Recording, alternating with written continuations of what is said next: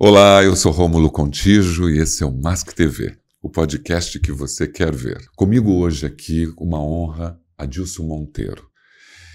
Eu quero que você conheça um pouquinho esse profissional, essa referência para o mercado na área de HS, agora no Mask TV para você. Seja bem-vindo, seja bem-vinda. E você, que honra, que orgulho, Adilson, de você ter um tempinho para vir aqui. Muito obrigado pela presença. Eu que agradeço a gentileza. Já temos que colocar uma vírgula nessa todas essas coisas que você falou de mim. É que ele gosta muito de pão de queijo, eu trouxe pão de queijo para ele, então ele fala bem por causa disso. Ele foi comprado por pão de queijo. É verdade, é verdade. Mas olha, realmente você é uma referência e é um orgulho para mim. Meu podcast só tem um ano e eu sei que as pessoas lutam muito. Você sabe como é a história de ter um bom convidado por uma pauta, né? Todo mundo quer, seja Pedro Bial, seja Marília Gabriela, todo mundo busca por uma pauta importante e ter você aqui para mim nesse momento. É uma honra, um privilégio. Eu resolvi te chamar não para falar do teu expertise máximo de todo o que você faz, mas eu queria que as pessoas, Adilson, conhecessem você um pouco. E a minha pergunta clássica é, quando chegou nesse mundo e por que você chegou? Você já sabe? Olha, eu sei. Eu acho que uma das coisas que me trouxe para o mundo de segurança é poder gostar de pessoas, gostar do ser humano, né? E logicamente, nessa trajetória aí de 35 anos no mundo corporativo e mais de 25 dedicado à área de segurança, o drive, a energia que me move é justamente poder ser útil para as pessoas, poder ter um ambiente de trabalho mais agradável. É que eu falo, acho que a maior métrica que você pode ter em qualquer empresa é o número de sorrisos que entram e o número de sorrisos que saem da tua empresa. Porque, se você perceber bem, a grande parte da nossa vida útil não é com a família, é com a empresa. É verdade. E talvez seja isso o motivo de tanta gente adoecendo com agora, existe agora essa onda, e graças a Deus que chegou essa onda, da preocupação com a saúde mental. É verdade. Então, trazer um ambiente seguro e saudável para as pessoas, eu acho que é uma das coisas que, de alguma forma, eu vim nesse mundo para poder tentar ajudar um pouquinho. É verdade. Então, quando você era menino, você queria fazer isso? Era esse o teu sonho ou você tinha um outro sonho? Na verdade, desde criança, quando eu brincava com os meus coleguinhas de rua, uma coisa sempre tinha a curiosidade, que era saber como é que as coisas funcionavam. Então, acho que eu já nasci engenheiro, entendeu? Inclusive, aquelas peraltagens de roubar um eletrodoméstico de alguma dona de casa, ir para uma oficininha, desmontar tudo, não sabia montar, mas sabia desmontar. Então, a inteligência já estava com você, já desde criança. A gente brincava muito com isso, com essa questão de entender como é que as coisas funcionavam. Em família, você, por exemplo, seu pai, a sua mãe, você é de onde? Daqui de São Paulo? Como que você vivia na infância? Teu pai te inspirou a chegar a ser engenheiro? Ele era também? O que te levou a isso? Meu pai, ele é metalúrgico de indústria automotiva, né? Trabalhou e depois começou e encerrou sua carreira dentro da Volkswagen como fresador, né? Operador de máquinas. Minha mãe é dona de casa. E, de certa forma, eu acho que ele me inspirou a partir do momento que ele me trouxe esse mundo da mecânica, né? Quando me levava nas visitas da Volkswagen, né? Então eu via aquele mundo de máquinas, etc. Falei, uau, é isso que me chama a atenção, é isso que atiça a minha curiosidade. E aquele negócio, tudo que te dá energia, te move para frente. Então eu acho que isso foi realmente assim, a pedra fundamental para eu entrar nessa área industrial. Né? Então, olhando o pai naquele movimento, tudo. Mas você tinha um sonho, tipo aquele, quero ser advogado, quero ser médico? Ser engenheiro, isso desde criança. Desde criança. Na verdade, quando comecei assim, eu quero ser engenheiro de avião. Aquela criança que não sabe, porque eu achava o máximo, realmente, a questão da aviação, né? E por essa mítica que tem na área da aviação, então quando eu era bem pequenininho e até um pouquinho adolescente, eu quero trabalhar com o avião. E depois, logicamente, a gente percebeu que tem outras oportunidades além do avião, né? É verdade, é verdade. Você é casado, tem uma filha? Sou casado há mais de 34 anos, né? Tenho uma filha, Isis, a minha esposa Sueli, a minha filha Isis, está fazendo 21 anos, está fazendo direito. Então... Que maravilha, né? Eu vi um post seu, Egito ou Bahia? Bahia, né? Porque você teve nas pirâmides e também teve na Bahia, mas é que a rede social oferece esse conhecimento. E qual dos dois você mais? Olha, assim, eu gosto muito de história antiga. É uma das coisas, uma das minhas paixões. Adoro entender a evolução humana. E o Egito, para mim, foi realmente com todo respeito à Bahia, essa eu posso voltar toda hora, né? Então, ela é um lugar muito gostoso para mim, eu volto sempre, e até eu brinco com minhas meninas, né, que eu chamo em casa, né? Elas gostam de frio, eu gosto de calor, né? Então, eu sempre dou um jeitinho para minhas férias ir pro calor. Logo, com certeza, a região Nordeste, tanto a Salvador, região de Salvador, como também Recife, Fortaleza, é um dos lugares que eu tenho a frequência de visitar. Mas o Egito foi assim, foi um banho de cultura. Então traz uma energia pra gente, né? Traz uma emoção, como a Bahia também traz uma emoção, aquele lugar. Você chega lá, é o lugar mais negro do Brasil, né? Então, assim, vocês têm uma energia que não dá pra contar. É verdade. Alegria é natural quando você chega lá. Não somente que você tá de férias, mas você encontra ainda as pessoas. Quando você tá na sua família, no seu convívio, tudo que você sabe sobre segurança, saúde e meio ambiente, você usa em casa? Você consegue aplicar? Você presta atenção a isso? Logicamente, a gente, por exemplo, quando eu fui comprar o carro da minha filha, né, até de presente, porque ela tem entrado na faculdade, a primeira coisa foi saber qual é a segurança do carro. Né? Porque lógico, com certeza é a pessoa ou as duas pessoas mais importantes da minha vida. Então eu tenho que protegê-las. Então a escolha do carro foi em cima não da beleza, nem da qualidade, mas em cima do nível de proteção que eu poderia ter. Olha, eu falei, eu quero no mínimo 5 airbags aqui. Ainda mais uma pessoa que está começando a dirigir, né? Então, nesse sentido. Mas em casa eu tento não ser tão chato. Porque né, a segurança em si, se você usar filosoficamente, as pessoas realmente elas querem ter a sua liberdade de escolha, né? Então, quando você olha lá no passado a decisão, se o homem nasceu livre ou não nasceu livre, as questões filosóficas, mas eu acho que é natural as pessoas quererem tomar suas decisões até para poder ter a sua autoafirmação. Então, quando a segurança ela tem uma tendência de cortar essa liberdade, né? Então, esse é um dos paradigmas da segurança que é complicado você administrar, mas tem possibilidade. Então, trazendo para a vida familiar, eu tento deixar o mais natural possível, não ser aquele cara chato, não põe a faca para cima, porque na hora que você vai lavar, bate a mão e coisas do tipo. Mas, dentro do possível, logicamente, eu coloco os conceitos de segurança. A gente sempre fala, né, dentro das empresas, de você levar o que aprende dentro das empresas para dentro de casa. Sim. Né? E é importante, porque a gente vê muitos erros domésticos. O meu entrevistador, que agora, o meu convidado passado, o Orlani Pereira, ele sofreu um acidente doméstico gravíssimo. Opa. E quase morreu por isso. Então, assim, há uma preocupação, sim, mas também não dá para ser tão rigoroso, como você disse, né? Eu acho que é a mesma coisa das empresas, né? Quando as empresas começam a trabalhar dentro dessa questão prevencionista, a primeira coisa que ela não quer é mudança de vida, ou permanente ou temporária. Então, a mesma coisa é em casa. Você vai mexer com eletricidade, por exemplo. Ali todos os cuidados são... Aí sim eu sou extremamente chato. Porque você sabe que é um risco tão grave que pode ter uma mudança de vida. Mas necessariamente você não vai... Olha, tem uma coisinha aqui que pode bater a perna e riscar. Você vai ter que tomar, sabe, certo, se segurar para não falar, justamente para poder não ser chato toda hora, tudo não pode, tudo não pode. Então, eu acho que dá mesmo pensamento, tem que começar com as coisas graves e depois, naturalmente, as pessoas tomam conta também das coisas menores. Você tem amigos de infância que você acompanha até hoje, desde esse sonho seu de engenheiro, até hoje seus amigos fazem parte da sua vida? Principalmente os da faculdade de engenharia, né? Tem outros que se espalharam aí pelo mundo, né?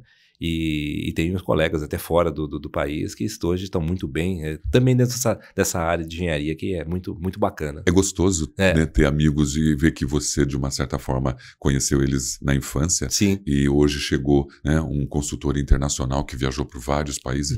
Isso é tão prazeroso, né? Claro, você é um homem que talvez teve privilégios pela força do seu pai e da sua mãe permitir que você estudasse. Sim. Né? Porque você precisou trabalhar e estudar ao mesmo tempo? Não. Na verdade, minha história é meio maluca quando comecei a trabalhar. Porque meu pai é metalúrgico, né? Tenho uma irmã também. E aí chegou um momento onde minha irmã também precisava estudar. Então ele falou, olha, o bolso só cabe para um. Então eu já tinha andado 2 anos na faculdade, faltava 3 para terminar a faculdade de engenharia. E falou assim, olha, ou você consegue uma bolsa, um emprego, ou teu sonho já era. Aí, para contar rapidamente, um belo dia eu saí e falei assim, eu tenho que conseguir. E o pessoal me desmotivando, falou, segundo ano de engenharia, ninguém vai te dar estágio. Eu saí num ônibus, entrei numa empresa, comecei a falar com a recepcionista, que eu não tinha muita ideia de empresa ainda, como se ela fosse dona da empresa. Falei, eu quero fazer uma proposta. Meu pai falou, olha, até o final do ano dá para sustentar, acima disso, o ano que vem já não dá mais. Aí eu cheguei e falei, olha, eu tenho uma proposta para vocês, eu quero trabalhar de graça 6 meses, depois vocês dão uma carta de referência, porque estágio só consegue quem tem referência, né? Eu sei que eu criei uma confusão tão grande na empresa que eu fui parar na sala do diretor-geral, né? E o diretor-geral, mas que história é essa? Você quer trabalhar de graça aqui? Eu falei, eu quero trabalhar de graça, porque é simples. Eu dou o meu trabalho e vocês me dão uma carta de referência no final do coisa e eu tenho esses períodos na faculdade livres, então eu posso me dedicar aqui. Então eu só quero uma oportunidade. Ele falou, olha, eu não posso dar essa oportunidade para você. Eu falei, tudo bem, já estava esperando isso. Mas não é porque eu não posso, é porque a nossa condição de legislação não permite. Então você vai primeiro seguinte, você vai lá num lugar chamado CIE, né? E manda eles fazerem uma carta para mim de recomendação, de indicação de estágio, e aí eu vejo o que eu posso fazer aqui. Então foi uma segunda confusão, né? Eu saí de lá desesperado e fui pro CIE. Cheguei lá no Centro de Integração Empresa-Escola e falei, olha, não, então você preenche uma ficha aqui e aí a gente vai ver. Não, eu falei, não, eu já tenho um emprego. O que eu quero é que vocês... Outra confusão lá no CIE. Falei, mas no segundo ano você tem uma indicação? Eu falei, tenho sim, então eu preciso da documentação para poder entrar lá. Bom, foi meu primeiro emprego. Ele arranjou uma vaga de estágio para mim, foi uma pessoa, um anjo que foi na minha vida, o senhor Valdir Maceto, que Deus o tenha em boa mão, e ele falou, olha, eu vou te dar um emprego e você vai fazer o emprego de acordo também com a necessidade da sua faculdade. Interessante, né? Porque você já usou a sua inteligência no primeiro contato, porque foi uma estratégia sua de comunicação ali, de trabalhar de graça. Eu lembro que o meu primeiro emprego em São Paulo tinha uma placa em frente ao Largo da Concórdia. Eu tirei a placa e subi com a placa, porque eu não queria que o outro tivesse.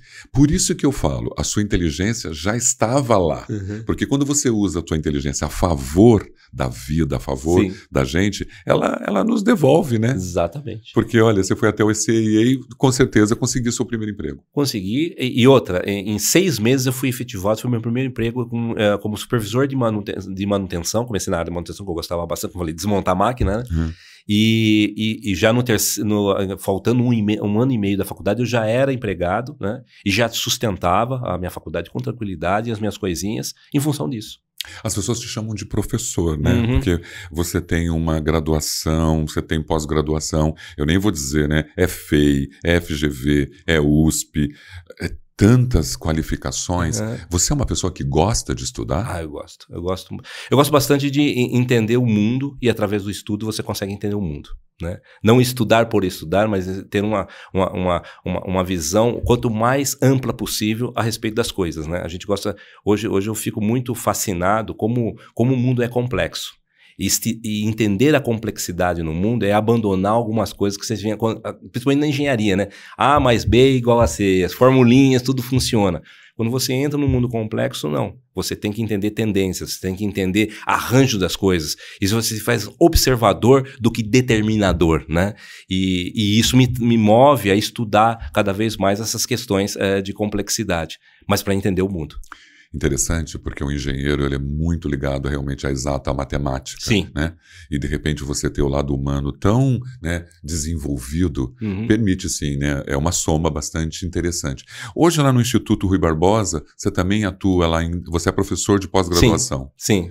Esse é um trabalho teu ou é um trabalho que você se envolve com essas questões sociais? Eu acredito que você chega a uma fase na sua vida que a maior contribuição que você pode dar para a sociedade é justamente poder dividir, o espaço para dividir conhecimento. Não que necessariamente ensinar, mas você ter a troca, né? Por exemplo, esse final de semana foi quinta-feira das 6h30 às 10 da noite, sexta-feira a mesma coisa e sábado o dia inteiro. Acabei de terminar uma turma lá de desempenho humano organizacional e novas visões.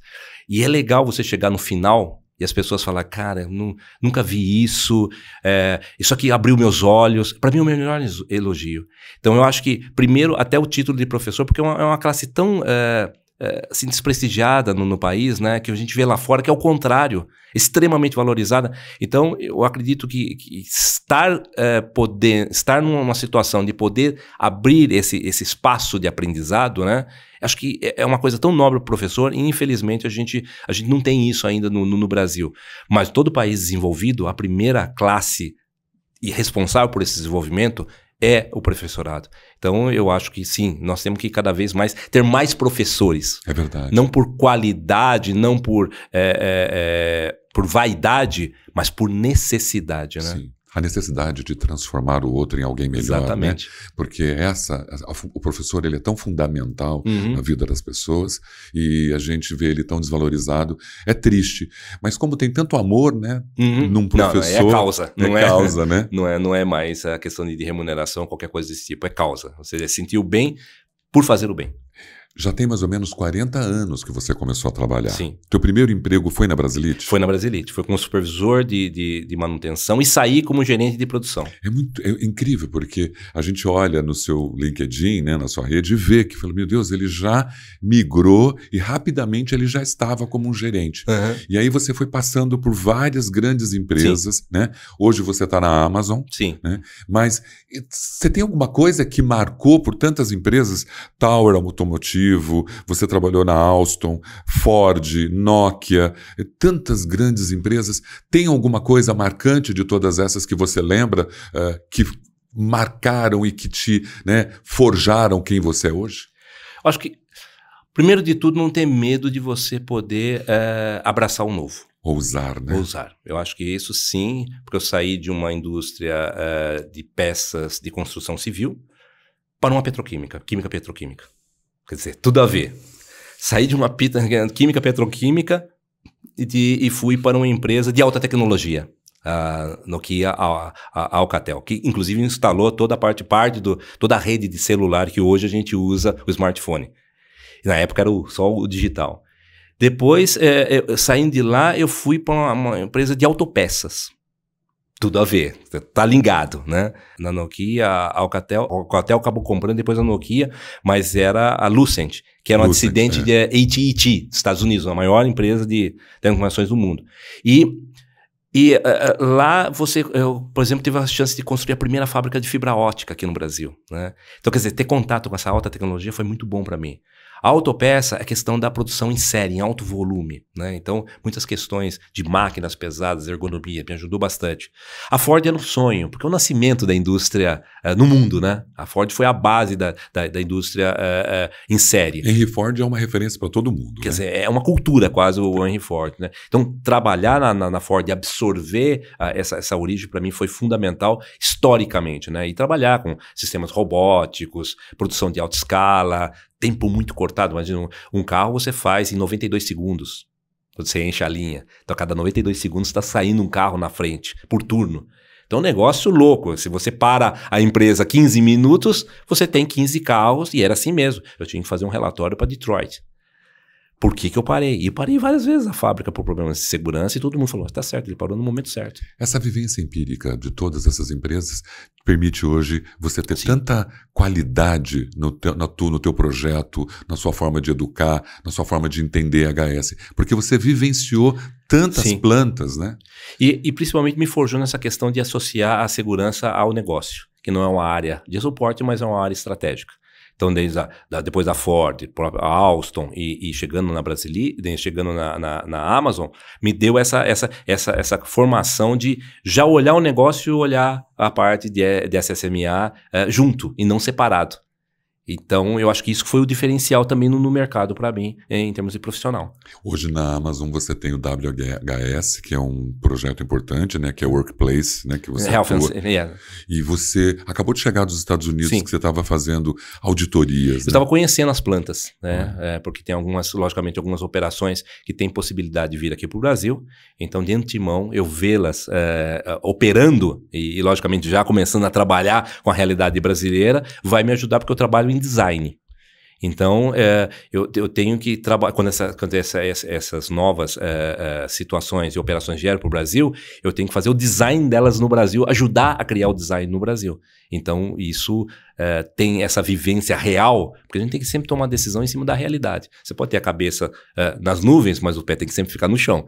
Senão você não existe. E isso enriquece muito o seu portfólio e sua capacidade de... Porque você está chegando no Brasil e como você tem essa especialidade em design, né? Que é o desenho da origem. Isso. Né? Isso realmente você traz e se alimenta disso. Você compartilha isso depois com seus pares, com seus projetos, aquilo que você vê fora. Sim. E também retroalimento de fora. Por exemplo, eu já vim com várias coisas que não estão funcionando bem lá fora e eu já tenho ideias de como melhorar. E que de repente aqui no Brasil pode ser um exemplo, que é também uma cultura da Amazon, sempre aprender, né? Então, de repente, a situação brasileira pode influenciar as situações de toda a Amazon no mundo. Eu fico imaginando onde você encontra tempo, né? Porque além de estar ligado a uma empresa, você também participa de eventos, de projetos, de palestra, está aqui no podcast. É uma correria. Eu queria, né? Depois tá todo mundo te vendo, falando, meu Deus, de onde esse homem consegue tempo para tudo isso?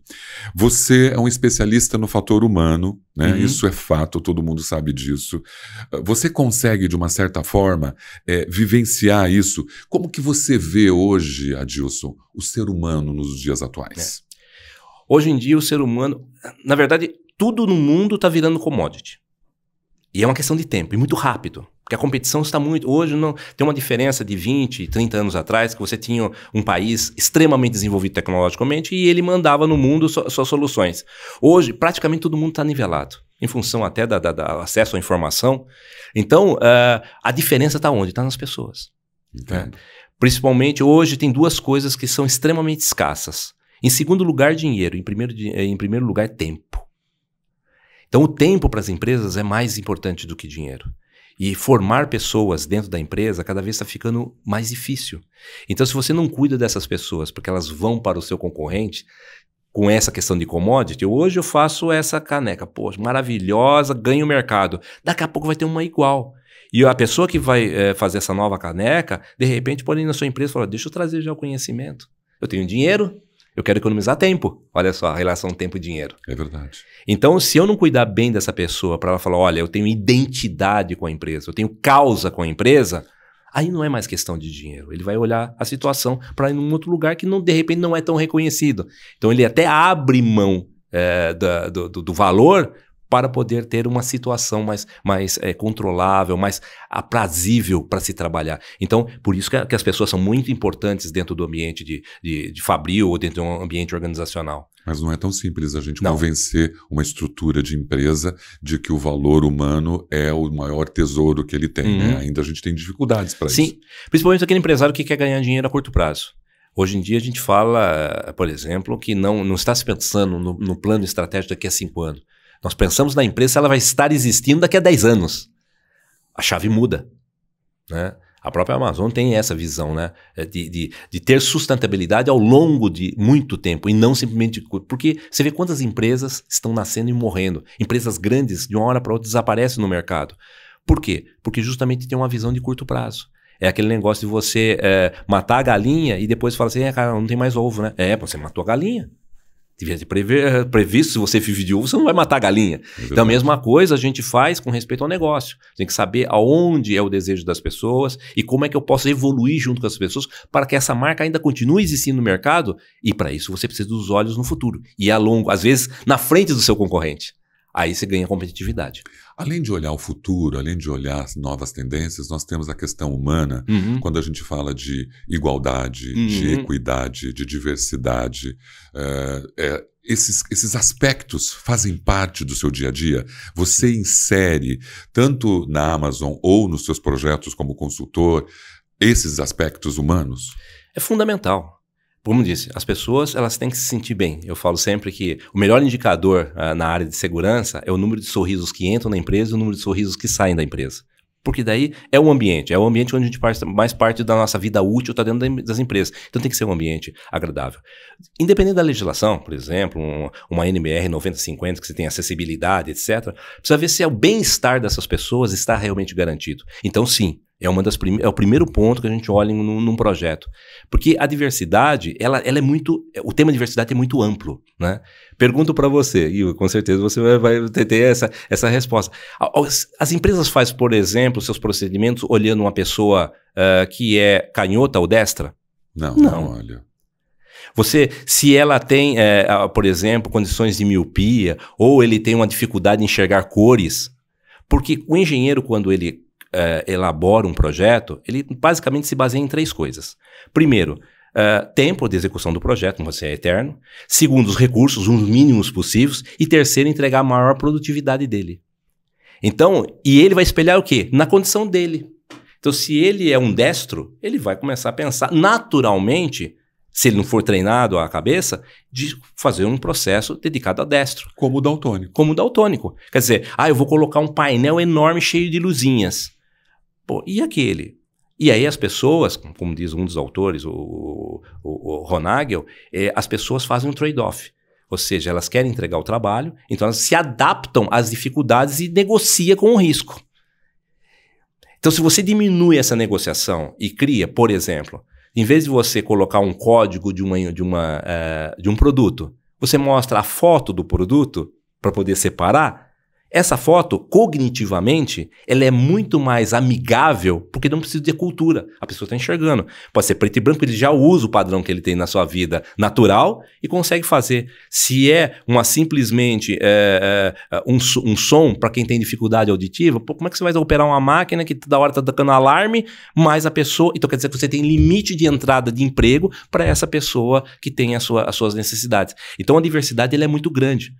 Por exemplo, se você vai falar um assunto interessante, gênero, né? Então você tem, por exemplo, a Amazon é muito evoluída nisso, em outras empresas também, que você coloca a questão da aceitação da igualdade de gênero, você põe comunicação, etc. Está muito em foco isso hoje. Mas pergunta para a pessoa do gênero se ela se sente bem. Entrando num banheiro que de repente ela vai ser... Tudo bem que a empresa está dizendo que é para aceitar, mas é uma característica humana. É verdade. Se você tem aceitação ou não daquele indivíduo, independente da opção que ele tenha. Tem cultura, tem crença envolvida. Agora, do lado também você tem, por exemplo, um banheiro de acessibilidade de cadeira de roda. Só que não tem um cara de cadeira de roda. Então faz o seguinte, porque você também não pode transformar esse banheiro em acessível, porque se aquela pessoa ainda não se sente bem, ela tem a sua intimidade preservada, ela tem a sua... Então você está deixando o ambiente mais com opções para a pessoa se sentir bem, para a pessoa sorrir. Entendeu? Então isso que é o design, você poder olhar a tua formação, quer seja cultural, a sua diversidade, as suas limitações e colocar isso de uma forma harmônica com o processo. Porque você não pode esquecer o processo. Nenhuma empresa vive de filantropia, a não ser que seja uma fundação, a fundo perdido. Agora, uma capitalista, ela quer ganhar, tá certo, mas você consegue fazer as duas coisas se você faz isso no início. Porque do meio, depois que você entregou um projeto que está operando, muito difícil você fazer essas adaptações. Eu quero criar um banheiro no meio de uma linha de produção. Não vai dar, todos os espaços já estão tomados. Por isso da importância da concepção. Você já trazer isso na concepção. Não, o teu olhar do design ele é fundamental, né? Eu acho, olha a preocupação que você tem, que normalmente não é vista, né?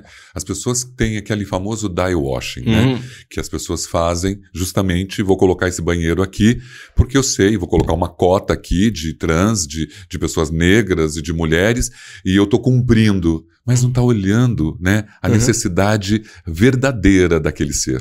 E é engraçado que tem algumas coisas que... Por isso que no conceito é muito importante você negociar isso com a diretoria, negociar isso com o dono do projeto. Por exemplo, a empresa tem uma política de fazer paridade, homem e mulher na operação. Ótimo, maravilhoso, está dentro da perspectiva da empresa a longo tempo. Aí quando olha, fala assim, não, mas a relação do banheiro é 2:1. É cada 2 banheiros para homem, porque já vem de uma estrutura... Né? Então vocês falam, não, então agora quer dizer que nós temos que investir nesse projeto para ter paridade. Porque não dá para fazer um banheiro e meio para cada um. Não? Então, isso tem impacto em custo. Então, aí você vem uma coisa que eu digo sempre. Toda a estrutura da empresa, inclusive a parte de saúde, segurança e meio ambiente, ela é uma questão ética, não é uma questão legalista e muito menos uma questão de economia ou de finanças. Então, se você tem um padrão ético, você não está questionando quanto ele custa, né? Essa caneca, se é sua... Eu, eticamente, não vou levar para casa, por mais que eu goste, Claro. por mais que eu valorize, porque então não tem a questão do valor. Mas Você não fere valores, né? E a minha empresa ela tem que brigar pelos seus valores, porque é isso que garante a sustentabilidade. Porque o público, os seus clientes, está olhando esse tipo de coisa. Então, a segurança, saúde e meio ambiente é uma questão ética, não é uma questão legalista. Excelente. Você já enfrentou algum tipo de preconceito, Adilson? Sim, como? Principalmente, acho que o meu primeiro preconceito foi a questão da idade, né? Quando você entra numa empresa, como disse, muito jovem, e você entra em setores, por exemplo, da manutenção, que tinha pessoas com 30 anos de experiência, quer dizer, o dobro da minha, praticamente quase 40, 50% a mais da minha idade, ele automaticamente fala, essa pessoa não sabe nada. Essa pessoa pode ter muita teoria na cabeça, mas não sabe nada. E aí é uma forma de você aceitar isso, mas oferecer o seu melhor para poder se integrar, né? O ser humano, ele evolui pelo grupo. Então, a primeira coisa que você tem que fazer é entender o grupo e saber aonde você pode contribuir com o grupo antes de impor a sua presença. Porque o poder é fácil, né? A hierarquia é fácil. Eu mando, você obedece, só que você nunca vai ser integrado. E aí você não extrai o melhor. Então, sempre minha estratégia foi integrar o grupo e saber o que o grupo precisa e oferecer o que eu posso. E automaticamente, depois de aceito no grupo, aí fica fácil você poder trabalhar e mostrar suas outras qualidades, porque aí você tem confiança, né? É verdade. Tem aquele ditado que fala que palavras podem mover, né? Exemplos arrastam, mas eu complemento, somente a confiança consolida. É verdade. Você, dentro dos seus preconceitos estruturais, você cuida deles e trata eles de que forma? Olha, a primeira coisa é ter o olhar aberto, né? O olhar amplo a respeito da própria sociedade e da própria relação humana, né? E porque, eu falo, apaga a luz e cai no chão, eu quero ver se você vai entender em escolher a mão para te levantar. É isso. O ser humano não tem que necessariamente ter uma classificação. Se a gente olhar isso de uma forma até filosófica e cósmica, a Terra já foi provado que ela é menos que um nada no universo. É verdade. Imagina a gente dentro da Terra. Então, você achar que você é importante dentro do universo, né? Eu já falo que a própria galáxia é um ponto perto de um buraco negro que existe aí flutuando pelo espaço. Então, quer dizer, quando você tem essa noção de valorização em relação ao universo, você também coloca e fala assim, então é mais fácil a gente nos juntarmos para sermos algo do que nós separarmos para sermos um. Você vai se autodesenvolvendo, você vai trabalhando isso em você também, né? Sim, exatamente. Porque você está em contato com toda essa estruturalidade do preconceito que faz parte de uma crença. Sim. Você não tira ela da noite para o dia. Não, primeiro de tudo, você cria, como eu disse, dentro de uma das filosofias que eu trabalho, o contexto dirige o comportamento. Você tem que mudar o contexto. É verdade. Então, se você não mudar o contexto, toda a realidade ela é emergente do contexto. Por isso que nas empresas, por exemplo, a Amazon trabalha a diversidade em termos de contexto. Você enxerga a diversidade 24 horas dentro da empresa. Então não tem como você não formar opinião, senão você deixa a empresa. Porque você vai viver com o diverso, você vai trabalhar com o diverso e você vai conseguir as suas metas com o diverso. E isso vai mudando estruturalmente as coisas na tua cabeça. Né? E depois de um certo tempo você fala, mas realmente não tem nada a ver poder ter algum tipo de pré-conceito sobre alguma coisa ou sobre alguém, porque ele é o meu par que vai conseguir atingir os meus objetivos. É verdade. Eu ainda dentro desse tema, você sabe que incluir é diferente do que integrar. Sim. Né? A gente sabe muito bem isso. Como que você faz para incluir as pessoas diferenças? De que forma que você acha que as pessoas precisam entender essa inclusão de pessoas com as suas diferenças dentro do mercado de trabalho? Olha, acima de tudo, é você, mais uma vez, voltando a ter um objetivo comum e que seja uma estrutura. Por exemplo, uma linha de produção, eu poder saber que essa pessoa vai entrar lá e não vai precisar ser diferenciado para operar da mesma forma. Ou seja, é natural. Então, se a pessoa entra nesse convívio... promover essa naturalidade. Né? Ele não vai precisar ter um olhar separado, porque toda vez que a gente coloca uma pessoa diversa e precisa mudar alguma coisa, automaticamente o preconceito está formado. É verdade. Porque eu estou gastando, mais uma vez, meu tempo, que eu podia estar dedicando a uma coisa, para poder adaptar alguma coisa que já devia ser adaptado. Então, esse contexto preparado é fundamental para que as pessoas possam ter oportunidade. Então, se você vai entrar, olha, um cadeirante, se eu preciso criar uma posição para ele para trabalhar, então eu já tenho criado discriminação. Agora, se a linha está preparada para algum cadeirante trabalhar em qualquer posição, isso é natural. Então as empresas e os líderes acham que ainda não estão tão preparados para isso? Eu acredito que muitas coisas ainda estão sendo feitas por réplica e não por pensamento crítico. E essa réplica do passado não necessariamente funciona na réplica hoje, no presente. Então a gente tem que realmente abandonar esses estigmas do passado em termos de que é mais fácil. Copiar e repetir é muito mais fácil de você co-criar. Então não é somente criar, é chamar esse pessoal também para criar junto com você. E aí você pode ter até uma vantagem competitiva. Você sabe que dizem que, né, o politicamente correto, que essas pautas de diversidade e de equidade é um mimimi. Isso é terrível. Você sabe como a gente pode fazer para neutralizar essa crença tão nociva de que falar de diversidade, de igualdade é um mimimi e que não é muito importante hoje para a inserção e dar oportunidade para as pessoas? A primeira coisa é realmente dar voz, né? Dar voz para todas essas pessoas poderem estar participando do processo. Não como aquelas pessoas que necessitam de cuidado, mas como são pessoas que fabricam e também produzem produtos e serviços dentro da empresa de qualidade como qualquer outro. Então tem o mesmo nível de voz. Porque enquanto você tem uma curadoria dessas pessoas, de certa forma é uma discriminação. Certo. Então se você colocar no mesmo patamar, no momento de discussão, no momento de fala e a oportunidade, automaticamente essas diferenças desaparecem. Então, também é isso. É você poder, dentro do poder estrutural da empresa, dar a oportunidade de fala para cada um dos momentos dentro da empresa e diversidade. Porque aqui no Brasil nós temos graças a Deus, pessoas podem não acreditar, nós temos um ambiente muito mais favorável que em outros países. Os países, isso é muito difícil fazer, né? Você tem já socialmente barreiras enormes, muito maiores, porque como nós temos já uma cultura que foi desenvolvida por várias culturas, apesar de nós termos o preconceito, ele não é tão estrutural como em outros países. Então a gente tem uma vantagem, por isso que o Brasil tem todo assim, a condição de país para ser uma grande nação. É importante você dizer isso, porque o Brasil realmente é uma grande potência. É claro que nós temos aí os vieses políticos, os humanos, mas ele é uma grande potência. Sim. De 210 milhões de habitantes, que naturalmente se acultura, né? Uhum. É incrível isso. Muita gente não percebe. Isso. E quando você diz que realmente nós não somos o maior preconceito estrutural do mundo, é importante dizer isso, mas porque tem muita gente batendo nessa tecla dizendo que somos, por causa de uma relação do racismo e tal, e não é verdade. Não, nós temos, sem fazer nenhum deslize ético, mas temos países onde isso é muito complicado. Muito mais presente. É muito mais presente no olhar da grande população. Então, eu vi isso lá fora. E, poxa, você fala, cara, mas no Brasil não é assim. No Brasil, uma pessoa pode sentar do meu lado, etc., independente de qualquer característica física ou cultural dela, eu me sinto bem.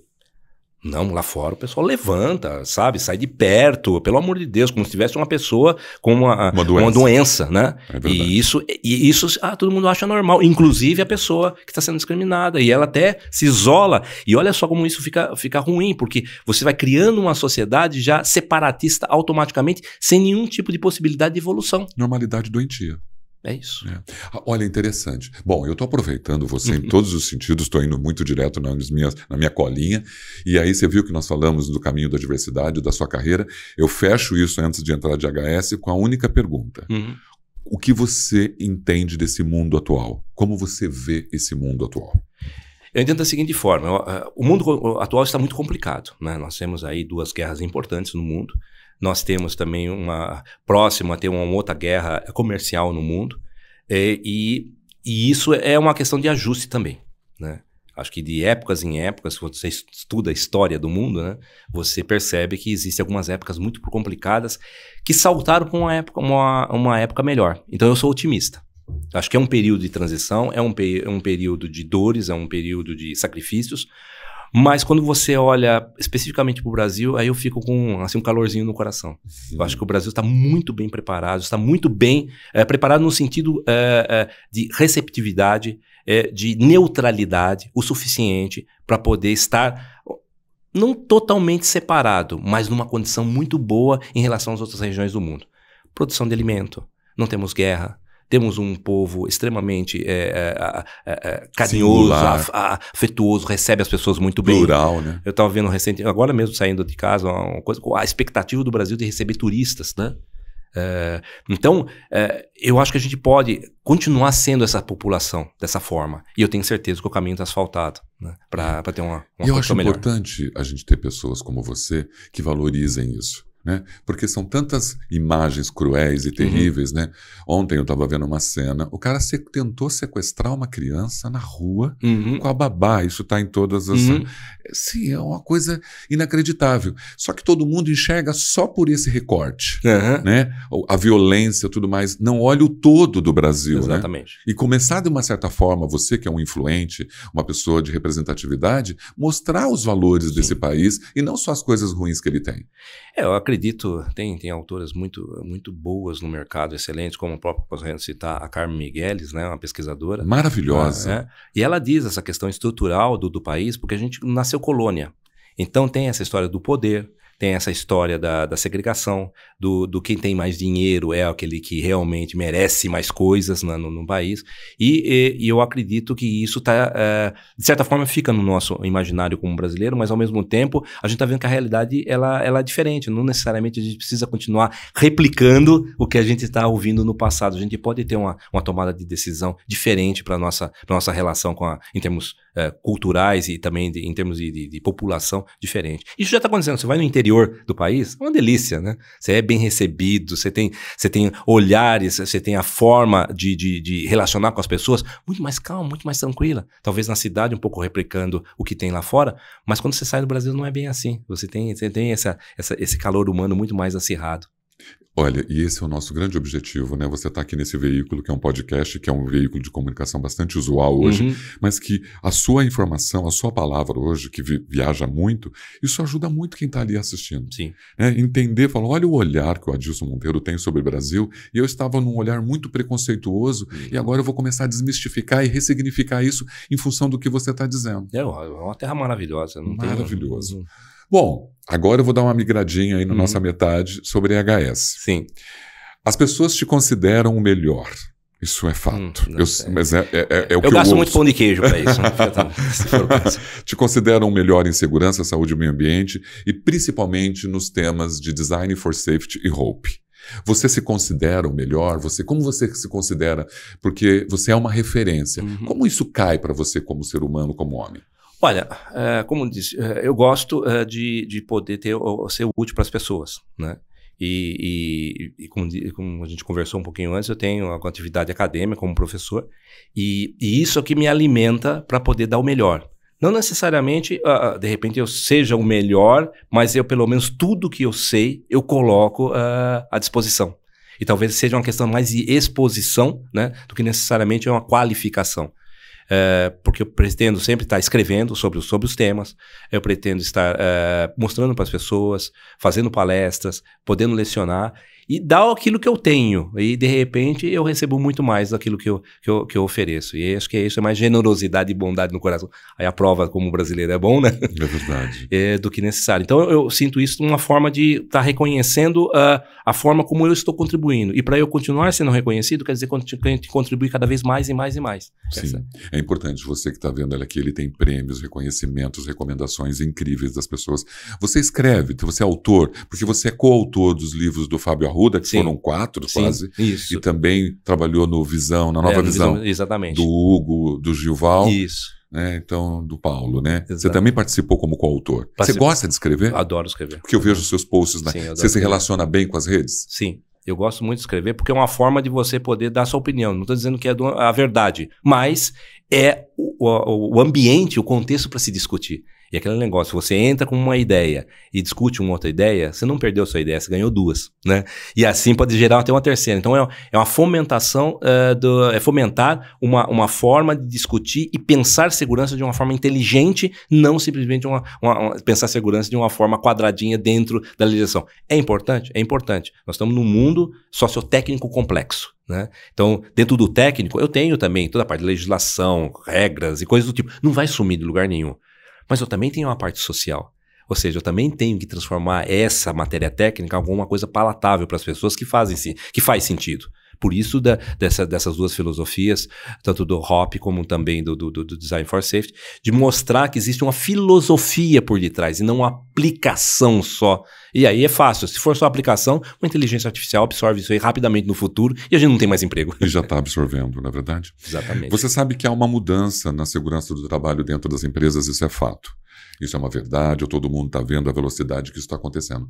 Mas essa velocidade, principalmente eu que estou dentro das empresas também há 25 anos, eu vejo que ela é muito morosa, muito lenta na transformação da cultura de segurança. Você percebe isso? Sim. Porque você fala de HOPE, de Design for Safety, mas não é fácil implementar isso dentro de uma empresa. Não. Você vai e faz um treinamento achando que vai transformar tudo e você volta lá, está do mesmo jeito. Na verdade é um caminho. Né? É uma trilha, né? E tem que começar com a cabeça da empresa. Não há o que falar. As pessoas podem achar muito bonita a filosofia, mas se ela não enxerga que o contexto está voltado para aquela filosofia, ela rapidamente abandona. Então fica um modismo. Então, para quem você tem que mostrar? Tem que mostrar para a cabeça da empresa aliada ao quê? Ao negócio. Eles não precisam saber de segurança, eles compram, eles contratam uma pessoa, um profissional, compra equipamentos, ou seja, está vinculado a um custo e não uma estratégia. A partir do momento que você mostra que a saúde, segurança e meio ambiente pode ser um parceiro estratégico, um business partner, né, da empresa, para ela conseguir os objetivos dela com respeito aos seus clientes, ao seu acionista, a todos os seus stakeholders em geral.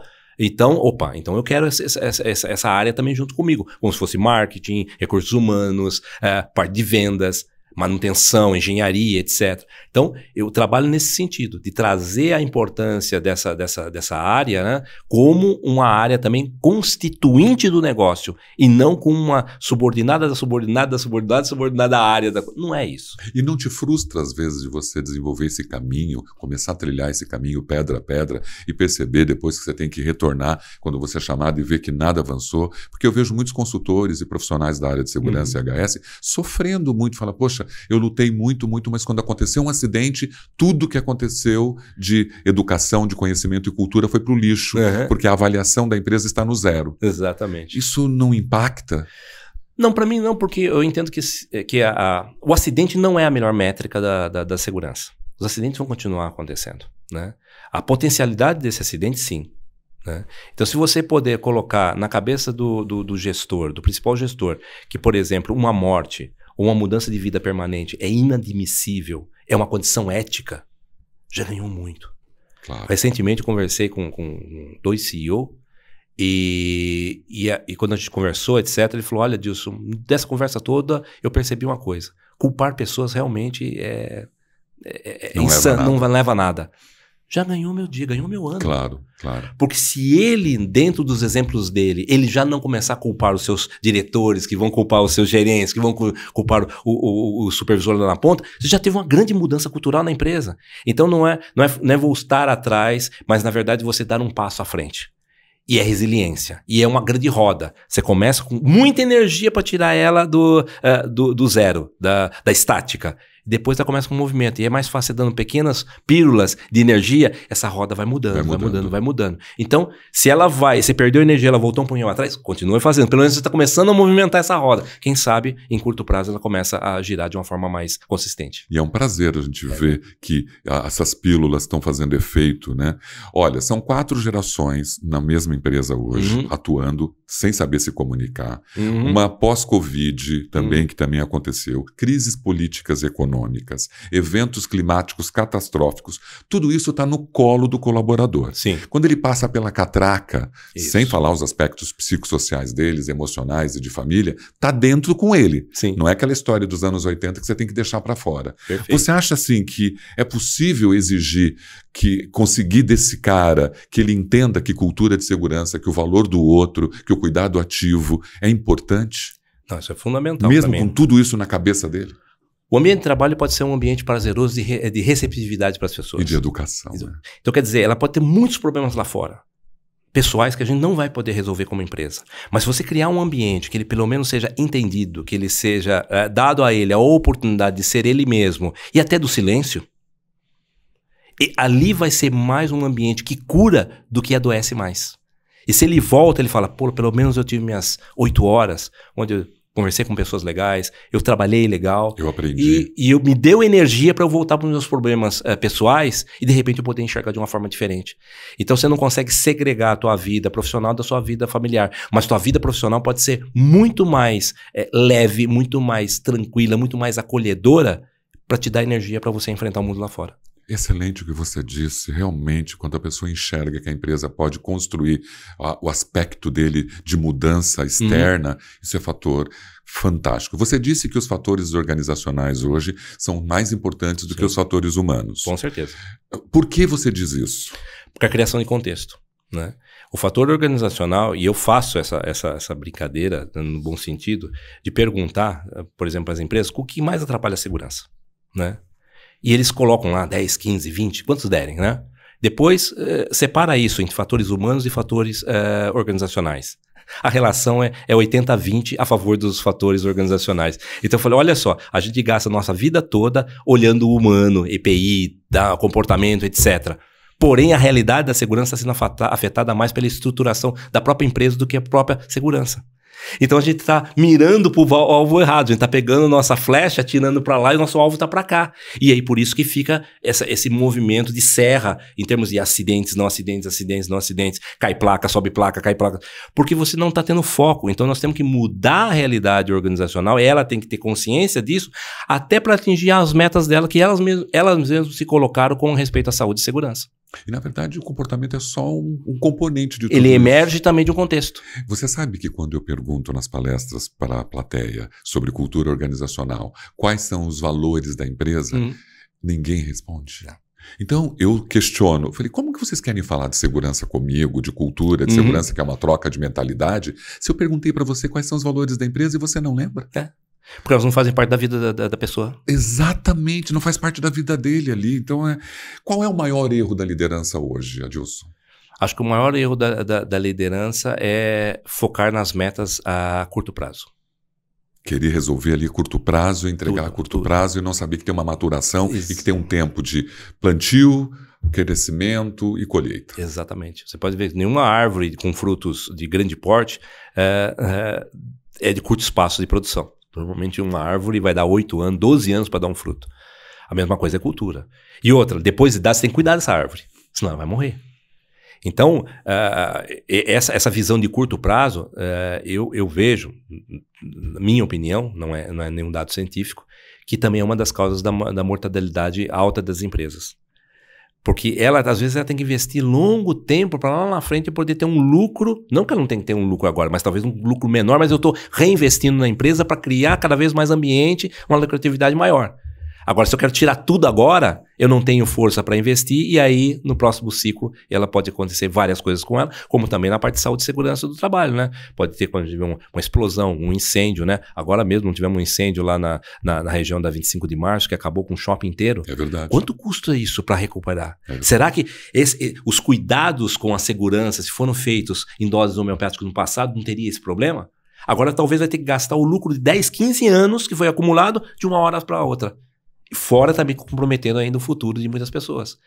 Você sabe, esse erro também é o erro que muitos profissionais da área de segurança têm hoje no dia a dia, na hora de gestão. Nós estamos gravando hoje e essa semana tem o Dia Nacional, né, do Engenheiro e do Segurança do Trabalho. Sim. Você acha que o profissional de segurança também erra muito? Acho que aquele negócio, a própria tal da segurança psicológica, né? Sim, era o tema que eu queria falar depois, logo em seguida, isso mesmo. É da Emily Munson e nascedora lá do Edgar Schein, o termo, fala que as pessoas elas entram também numa região de conforto. Sim. Ou seja, se eu não preciso mudar nada a minha rotina, é mais confortável. Pode ser frustrante, mas não gasta energia. Então eu posso ter uma zona de conforto que pode virar até apatia, eu não faço mais nada. Eu tenho um pessimismo em relação, sempre faço igual. E muitas vezes os profissionais de segurança caem nisso. Eu quero que qualquer um, eu tenho que aplicar a ANR. Aí eu faço um relatório, mando um e-mail, minha parte já está feita. Já está feita. Ninguém me apoia. Quer dizer, mas eu também não ajudo a ser apoiado. E isso vai criando um ambiente tóxico para a segurança, onde eu não quero falar com esse cara de segurança, porque eu sei que ele vai me falar um monte de regra que eu não tenho condição de implantar agora. Ele não me traz nenhum plano para poder sair do zero e chegar na posição dele, mas eu registrei, eu fiz a minha parte. Então, eu acho que essa zona, tanto de conforto como apatia da área de segurança, é que deve ser quebrada. E aí, o primeiro que quebra é o próprio profissional. Fala assim, não, eu vou te ajudar. O técnico de segurança é o mentor, né? Sim. Porque muitas empresas é baseado no técnico de segurança, não tem engenheiro, não tem gerente, nada disso. Então, essas pessoas já falaram, pô, eu posso ajudar, eu quero ajudar. Isso aí é incômodo, vai receber muito não, vai ter que voltar, como você bem disse, muitos passos atrás, mas essa resiliência de mesmo dobrando atrás, volta na posição, vai chegar e falar, esse cara tá tanto falando nisso, quem sabe esse negócio não é bom mesmo?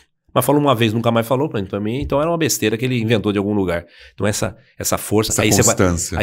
Você trabalha em função da sua causa, não do seu emprego, não do seu salário. Aí é muito mais poderoso. É muito importante que você fale isso, das pessoas entenderem que trabalham em função de uma causa. Você falou da segurança psicológica. Adilson, não é fácil para um colaborador expressar seus medos, falar o que pensa dentro de uma empresa, expressar suas opiniões, construir tudo isso. Como que faz isso? De que forma? Não é tão simples, não é só uma virada de chave que eu falo pro cara, agora você pode fazer tudo o que você quiser aqui. Então, segurança psicológica não é uma tarefa muito fácil. Não. E a segurança psicológica começa, mais uma vez, como eu disse agora há pouco, do topo. Se a liderança, ela não tem segurança psicológica, você acha que ela vai replicar a segurança psicológica da linha de frente? Não vai. Aí é antropologia pura. Eu estou repetindo o comportamento dos meus pais, né, da minha liderança, é a mesma função. Quer dizer, se eu dou espaço para as pessoas na alta direção errarem e assumirem o erro e transformar isso num aprendizado, isso vai ser replicado também para baixo, né? E reconhecer que de repente o planejamento não foi tão profundo como deveria ser, subestimei algumas coisas, mas não foi ele, foi a empresa, no sentido de tentar ajudar a empresa.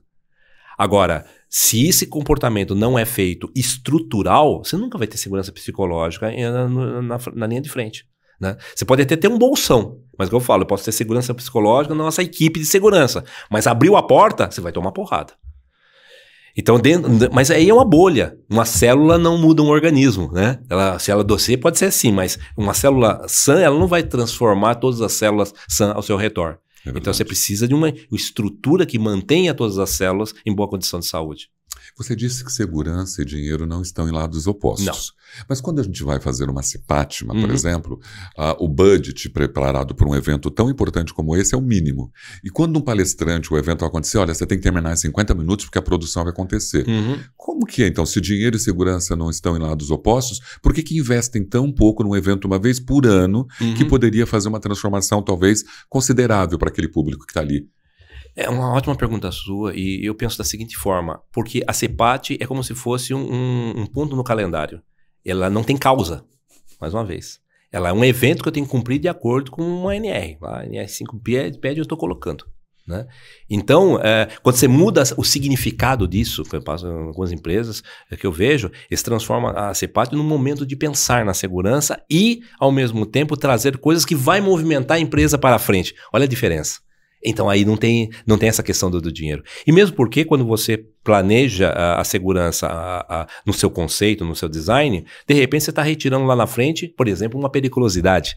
30% do salário base das pessoas. Se você mudar um produto inflamável, um produto à base de água, poxa vida, além de você tirar os 30%, você está ajudando o meio ambiente.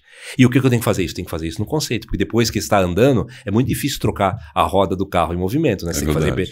Agora, se antes de sair, ainda está lá no cockpit, você colocar uma roda diferente, você tem um desempenho melhor. Então, eu entendo que esse é o futuro da segurança. Mais uma vez o design está aí. Mais uma vez, olhar antes o processo e não trabalhar durante o processo. Essa é a virada de chave na cabeça.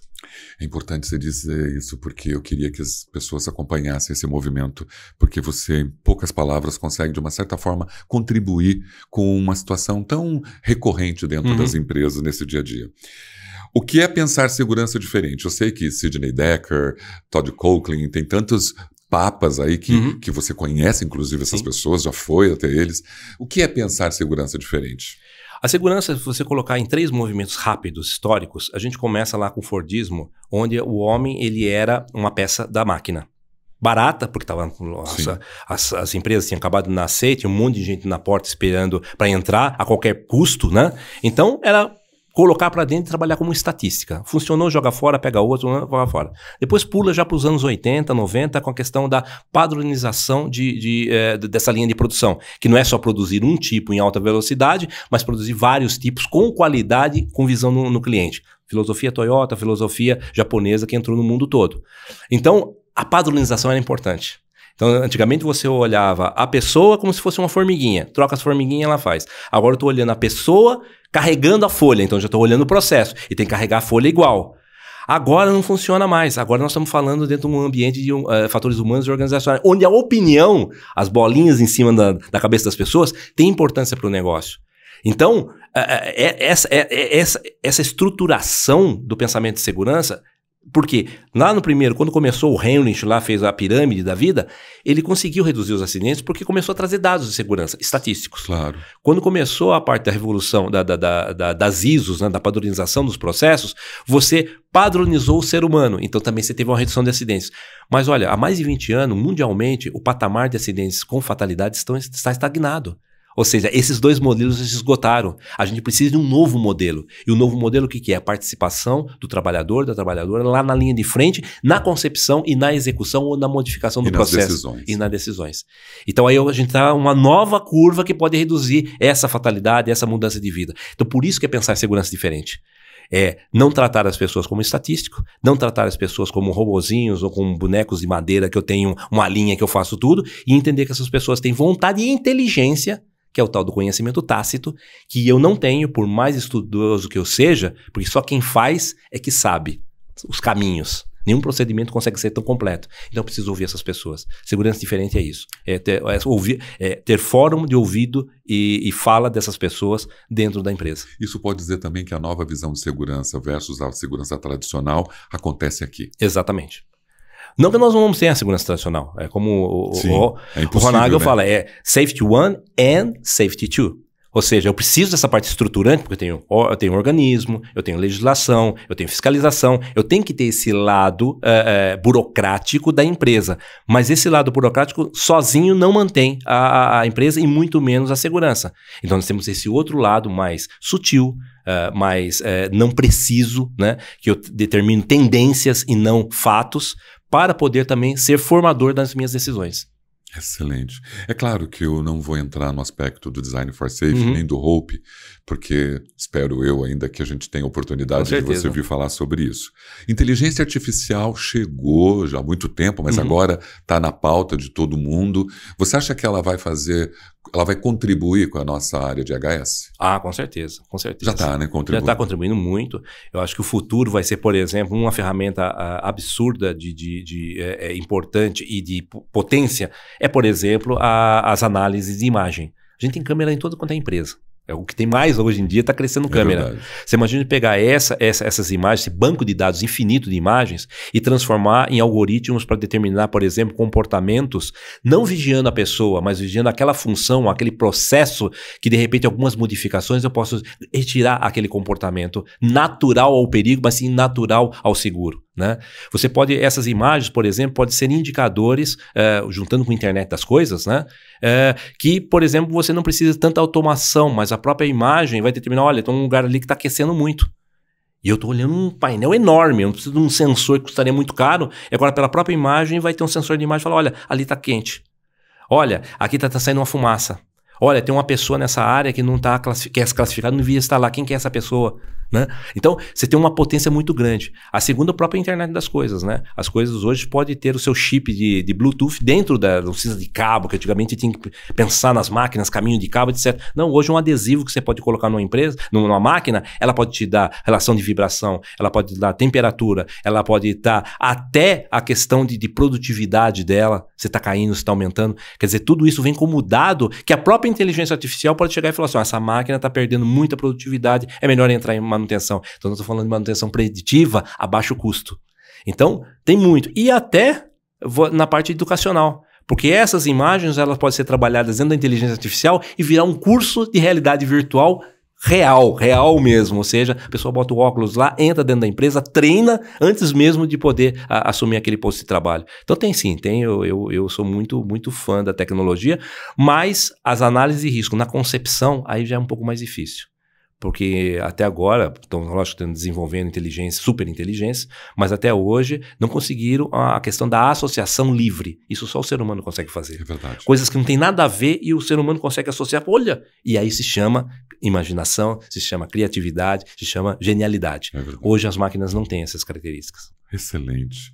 Claro que eu vou fechar aqui esse primeiro tópico. Você disse que a sustentabilidade ambiental é hoje uma das maiores preocupações para o desenvolvimento da humanidade, tanto em relação aos aspectos sociais, políticos, econômicos, como em relação aos aspectos técnicos, né, da realidade. ESG chegou, assim, lembramos que já está aí há muito tempo, mas está na pauta de todas as empresas. ESG muda o mundo, muda a segurança?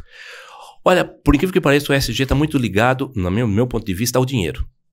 Hoje, cada vez mais, se você olhar globalmente, quem tem, tirando algumas pessoas, que são muito conhecidas, mas o dinheiro está na mão do quê? De fundos de investimento. São empresas que coletam o trabalho, porque nem todo mundo tem uma CLT como o Brasil tem, né? Que vai lá colocar o fundo de garantia. Não, eles trabalham com ações. O mundo lá fora trabalha com isso. Então, a empresa valorizada é o meu futuro como aposentadoria. Então, essa pressão social pressiona os acionistas a exigir da empresa cada vez mais cuidado com as pessoas, tem uma agenda de sustentabilidade, né? Os compromissos de desenvolvimento sustentável, né? E então, naturalmente, isso está modificando. Mas não somente porque eu quero abraçar a árvore, mas também porque eu quero um futuro, inclusive financeiro. É verdade. Tem os famosos greenwash, mas a gente tem que lutar por isso. Exatamente. É claro que eu não vou explorar ESG com você, porque nós temos aí uma oportunidade grande para falar sobre isso. Mas só o que você colocou já é essencial para as pessoas entenderem como que é essa visão de ESG. As empresas devem, de uma certa forma, investir, então, na formação da primeira linha, dos líderes, fazer com que eles entendam o cuidado ativo. Você acha que esse é o caminho? Eu acho que tem que ser integrado junto com o negócio, né? Toda vez que você, mais uma vez, a parte, quando nasce a segregação, o preconceito, quando você separa alguma coisa de outra coisa, né? Então tem que, dentro do fórum de discussão de negócio, futuro da empresa, etc., você trazer essas pautas como meio ambiente, bem-estar do trabalhador. Eu acho que a segurança e saúde do trabalhador tem que ser migrado para bem-estar do trabalhador. Porque daí você está cuidando, inclusive, dessa parte que não é perceptível, que é a saúde mental. Então, eu até gosto muito de um termo que nasceu na medicina, mas eu acho que tem tudo a ver com a segurança, que é a criação salutogênica. O que é salutogênico? Gênico é a origem, saúde na origem. Então nós temos que ter uma segurança, saúde e meio ambiente salutogênica, ou seja, que já é criada para estar integrada e ser natural. As pessoas têm que trabalhar com decisões natural, porque ninguém consegue prestar atenção na sua atividade por mais de 7 ciclos. O cérebro automaticamente desliga, então depois você fala, ele se machucou porque não prestou atenção. Mas quanto tempo ele repete aquela atividade?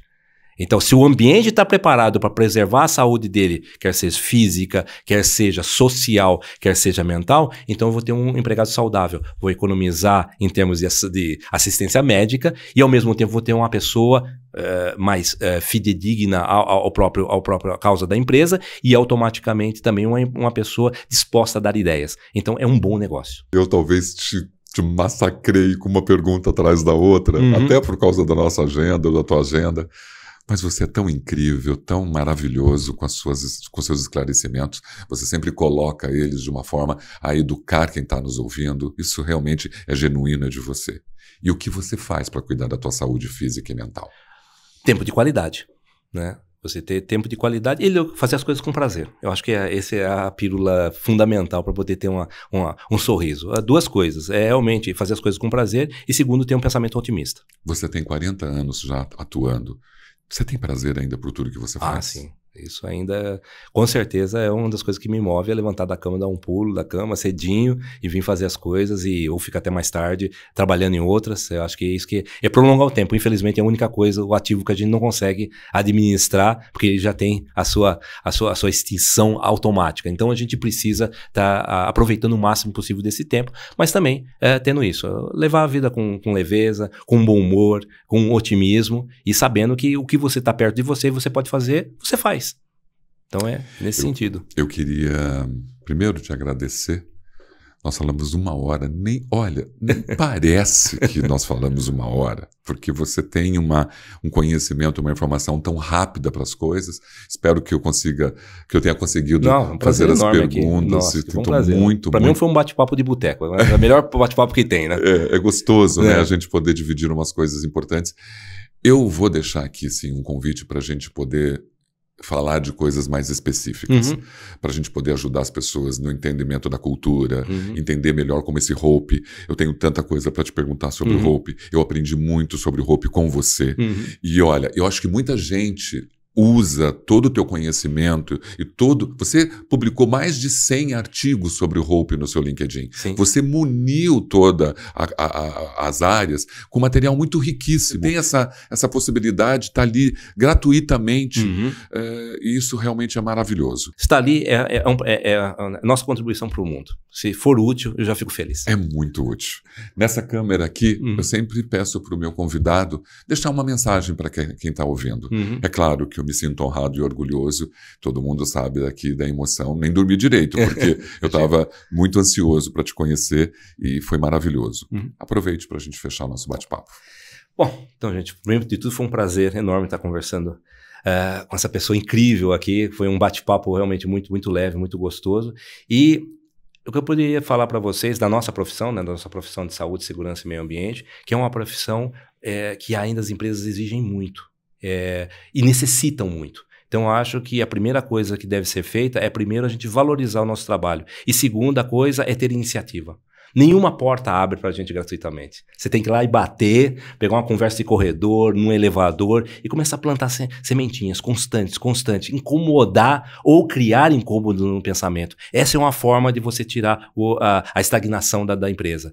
Então, nós assumimos o papel de protagonistas, não de mudança da realidade, por isso que a gente tem dinheiro, etc., outras coisas da empresa, mas no mínimo protagonistas de provocar um pensamento novo do humano dentro das organizações. Eu acho que se isso está na nossa mão, isso a gente consegue fazer muito bem. E todo mundo, tenho certeza, tem muito preparo para isso. Então é isso que eu deixo como mensagem para vocês. Eu não preciso dizer mais nada, Adilson Monteiro aqui comigo. Então seja protagonista, seja ousado, criativo. Vai atrás, né, dos seus sonhos. Eu agradeço demais a presença de vocês aqui no Mask TV. Não deixa de ir lá no canal do Rômulo Contígio, dar o like, fazer a sua inscrição, tocar aquele sininho. Eu sempre digo isso que é super importante. Adilson. Muito de coração honrado. Eu estou muito orgulhoso da sua presença. Eu que agradeço aqui. Obrigado demais. Alegria de estar aqui com você. Obrigado demais. Até a próxima. Até a próxima.